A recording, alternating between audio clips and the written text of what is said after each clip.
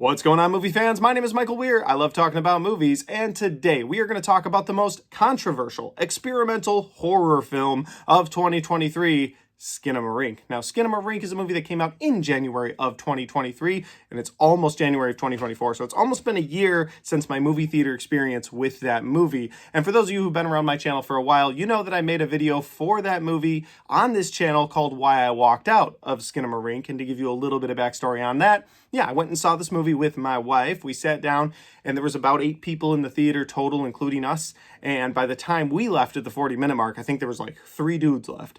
And they were having a good time with it. But it wasn't for me, and it wasn't for my wife. We're sitting there like, we got to get out of here. It definitely wasn't a movie that I understood, at least at the time. I feel like I have a better handle on it now, but we'll get to that in a minute. And so it was one of those movies where I don't walk out of movies very much, but I just couldn't do it anymore. These still shots of carpet, the still shots of doors, and these kids running around a house, I was like, this movie is not for me. I got to get out of here. And then I made a video for it, like I said, right here on this channel.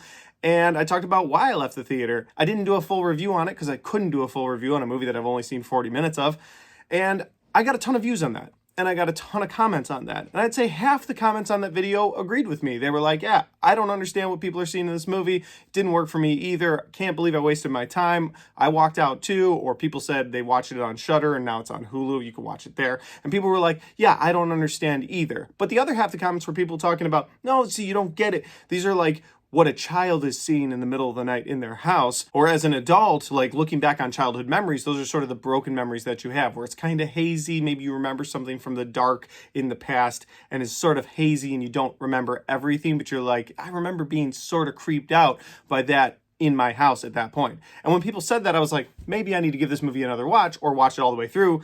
But the year took off. I never watched it all the way up to December. And then we got to December, and December released Godzilla Minus One, which is one of my favorite movies of the year. It also released Dream Scenario right at the very beginning. Well, Dream Scenario went wide at that point. But since then, there have been no big releases near me till this weekend. And this weekend, there's like 5 brand new movies. So keep an eye out on my channel because I'll be reviewing Aquaman, Rebel Moon, and The Iron Claw. Specifically those 3 for sure. I'll try to do more. We'll see. But I only bring that up because in the last couple of weeks, I've watched movies that I've missed throughout the year, and I've done YouTube shorts for them. And I decided that in this time of no movies really coming out in December, I was going to sit down and watch Skinamarink and at least do a YouTube short for it. And I assumed my YouTube short would be like, all right, guys, I'm going to check out Skinamarink. I'm going to watch it. And then I'd jump to after the movie and say, yeah, still not a movie for me. You know, it still sucks. Whatever. That's what I thought I'd say. And so I sat down last night and I watched this movie. And I kind of get it now. So with that said, let's do the review for Skinamarink.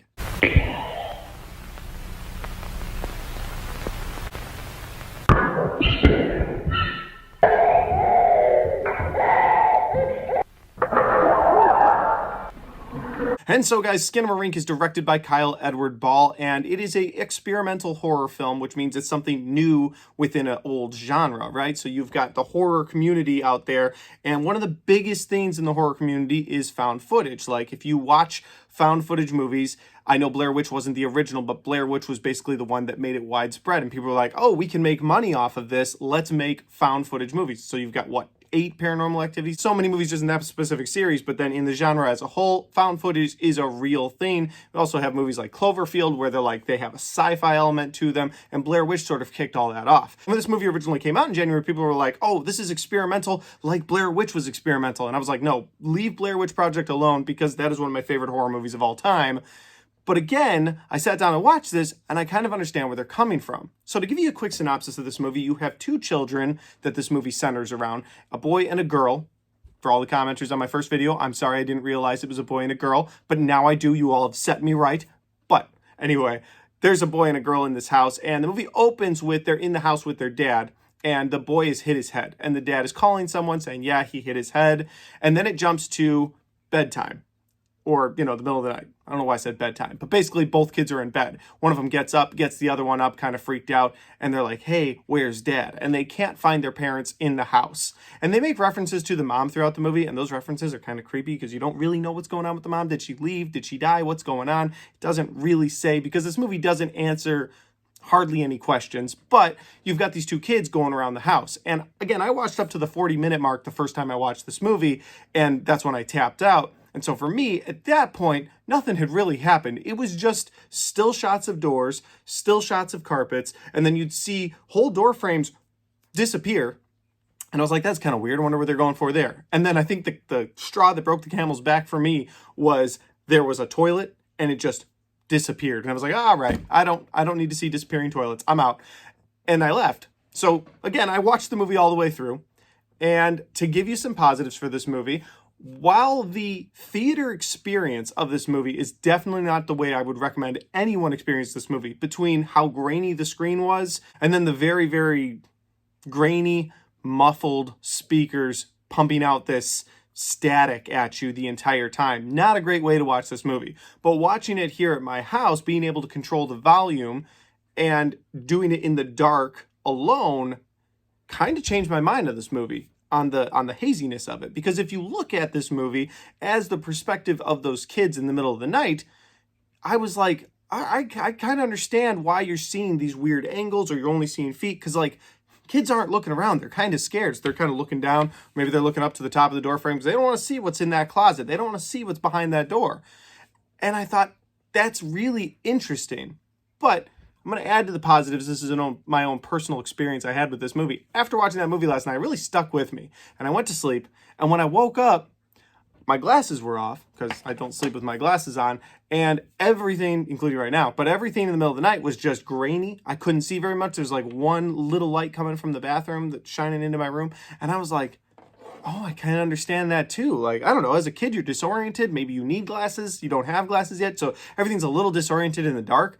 And again, I understood that a lot better. Still don't think that's the best way to watch a movie, but we'll get to my negatives in a minute. But yeah, that worked for me. Just the haziness of it worked for me. Kind of understanding why things are so muffled. Because again, you are seeing this from a child's either perspective or the memory of their perspective, which is an interesting take on a movie. And because of that perspective that I now have, I was able to enjoy that creepy atmosphere that I've heard so much about from this movie.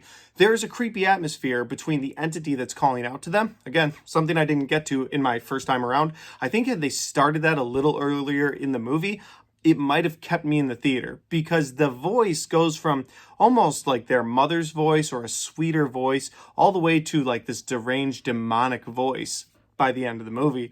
And I liked how that morphed. Like at first it was trying to gain their trust, like, hey, follow me, come upstairs. But by the end of the movie, it was just full on demonic voice. And you could tell it was this entity that was in their house, sort of tricking them into believing that they could trust it. And I don't know what happens in this movie because, again, nothing is clear. Something happens to his sister, and I guess I'm going to say spoilers here, but it's Skinamarink. It's been out since January, and pretty much everybody that wanted to watch it is going to watch it. Something happens to his sister, and so the boy is all alone, and he asks the entity where the sister is, and the response from the entity creeped me out. Like, legitimately, I was alone in my living room with the lights off, and the response of what the entity did because the sister didn't listen, I was like, maybe I need a light on. Maybe I should do that. So the creepy atmosphere ended up working for me. Finally, the last positive I have for this movie is there's something that happens toward the end that says 572 days. And I was like, 572 days, what? 500 what, douchebag? Like, what does that mean? And so there's two schools of thought that I looked up on the internet, and the one group of people, and both are interesting to be clear, but the one group of people is like, well, 572 represents the amount of days that this entity has sort of been messing with these kids, and it's going to just go on for infinity. Or could 572 be referencing the fact that the boy hit his head at the very beginning of this movie, and maybe he slipped into a coma, and from that coma now he's experiencing all of this within his house? And I was like, that is my favorite explanation. There's no clear definition from the director that I could find online. There's no clear definition from anyone online. Those are just like sort of the two biggest schools of thought. And the idea of like 572 days going by, I mean, that doesn't make as much sense to me, because it's like, well, you got to eat at some point. I haven't seen any eating going on in this movie. But if he hit his head and he's in a coma for 572 days, you could have sort of an insidious thing going on where maybe he's astral projecting throughout his house and there's an entity trying to get into his body. Like, I don't know. But to me, that was the better route for this movie.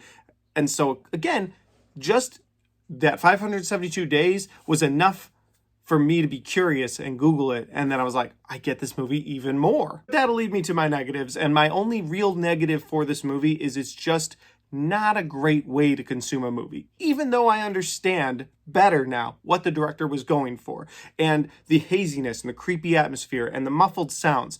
That all worked for me this time around. I still don't believe that that's the best way to show a movie. Movies are supposed to entertain you. They're not supposed to bore you incessantly. And while I understood the creepy atmosphere a little better this time around, I think it was a better movie to watch in my house, I still had those issues with this movie where it's just this still shot for 20 seconds, 30 seconds, 40 seconds. You're like, when is this still shot of a door frame going to go away? And then it'll cut to another still shot. And so it's just one of those things where it's like, okay, I understand the artistic value in this now, or at least I think I understand the artistic value in it. And so that's my interpretation of the movie. I still don't think this is very well portrayed. And because of that, I still don't really like this movie.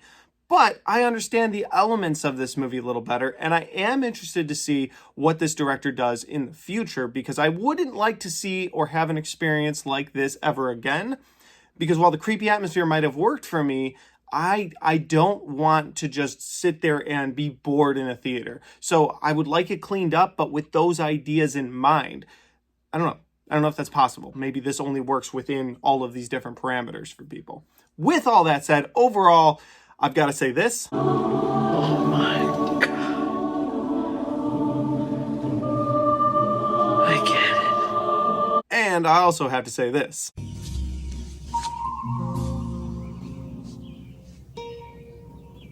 What the fuck is this piece of shit?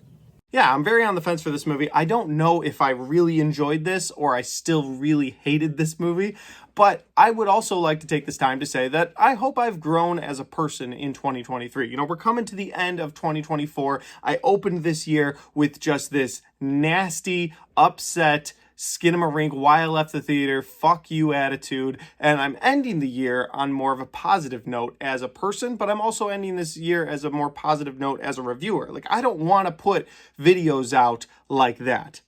That's not to say that I won't criticize movies, I won't be negative about movies, I won't have top 10 worst movies of the year list, because you're goddamn sure I'm going to, but I just want to give movies a chance on this channel. I don't want to be one of those reviewers, and you guys know exactly who I'm talking about, who just shit on movies because it gets clicks, because it gets views. I don't want that. I just want to give you honest opinions. And so while in the past I've always been like, oh, I give myself a rule, I can leave one movie a year. Well, unless an emergency happens, otherwise, I don't want to walk out of movies. I want to give them a fair shot, and then I want to fairly review them. And I feel like had I done that at the beginning of this year, then I'd have thought a little differently about this year. Maybe I could have taken the last 12 months to really get my thoughts together about this movie. As it stands, I waited till December, and it's like, oh, well, year's over. I'm going to move on to 24 soon. So I would hope that as a reviewer, my channel, look, I've got a new background, right? I started the year in a little corner of my room, and then I sort of changed the layout of my basement, and I hope you guys like the background. But the point I'm making here is that I hope I've shown that I've grown a little bit as a reviewer, or I've at least grown a little bit as a person. And yeah, going forward, I'd like to just make sure that I'm putting out all of my thoughts and not just my rage from 40 minutes of a movie.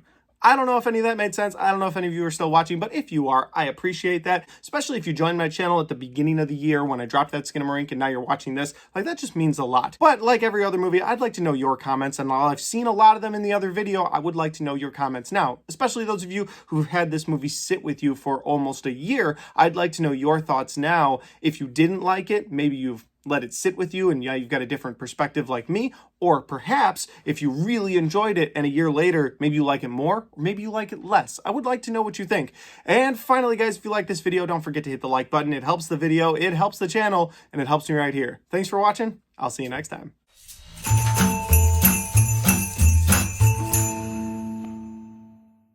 All right, guys, we got to the end of the video I never thought I'd make. I made a Skinamarink review. Yeah, I, again, swore this movie off at the beginning of the year. I was like, I don't get what the director was going for. I don't want to be part of this movie. And then so much in the comment section of that original video was just people, you're an idiot, you're not a reviewer. And I was just like, all right, but yeah, it's clearly I need to stay away from Skinamarink. But I'm glad I went back to it this time around, and yeah, different perspective. So with all that said though, guys, if you like this and you want to watch more, well, I've got all of my horror reviews right there, and I've got all of my 2023 reviews right there.